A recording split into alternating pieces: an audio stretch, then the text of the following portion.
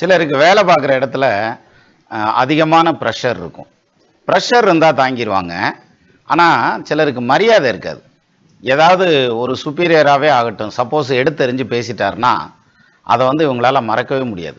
ரொம்ப வேதனை அடைஞ்சிக்கிட்டே இருப்பாங்க. அதை நினச்சி நினச்சி யோசிப்பாங்க. சீக்கிரம் உடனே அடுத்து டக்குன்னு வேறு கம்பெனிக்கு போயிடணும், வேறு வேலைக்கு போயிடணுங்கிற ஒரு பெரிய முயற்சியில் இருப்பாங்க, அல்லது அந்த எண்ணத்தில் இருப்பாங்க. ஆனால் போக முடியாது.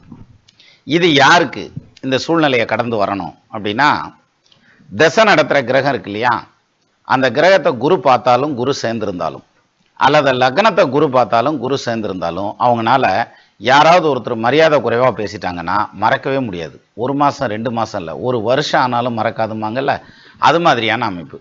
ஆனால் இதிலிருந்து வெளியில் வர்றது ரொம்ப ஈஸி. எல்லா வேலை கொடுக்குறவங்களும் 1000 ரூபா சம்பளம் கொடுப்பாங்க, 50,000 ரூபாய்க்கு வேலை கேட்பாங்க இல்லையா. நம்ம இந்த வாங்குற 1000 ரூபாய்க்கு நேர்மையாக உழைச்சா போதும், அதுக்கப்புறம் உழைச்சிக்கிட்டே இருக்கலாம். பெருசாக ஒன்றும் டென்ஷன் ஏற்றிக்க வேண்டியதில்லை. ஏன்னா அவங்களுக்கு தான் டென்ஷன், நம்ம கம்பெனியை காப்பாற்றி ஒன்றும் ஆக போகிறதில்ல. நம்ம பார்க்குற வேலையை செம்மையாக பார்த்து கொடுத்தாலே போதுமானது. சரியா? அந்த வகையில் இதை பெரிய டென்ஷனாக எடுத்துக்காமல் தூக்கி எறிஞ்சிட்டு அடுத்த வேலையை பார்த்தோம்னா நிம்மதியாயிரும். ஆனால் இவங்களால தூக்கி எறிய முடியாது, மனசு பாரமாகவே இருக்கும், அப்படியே வேலை பார்ப்பாங்க.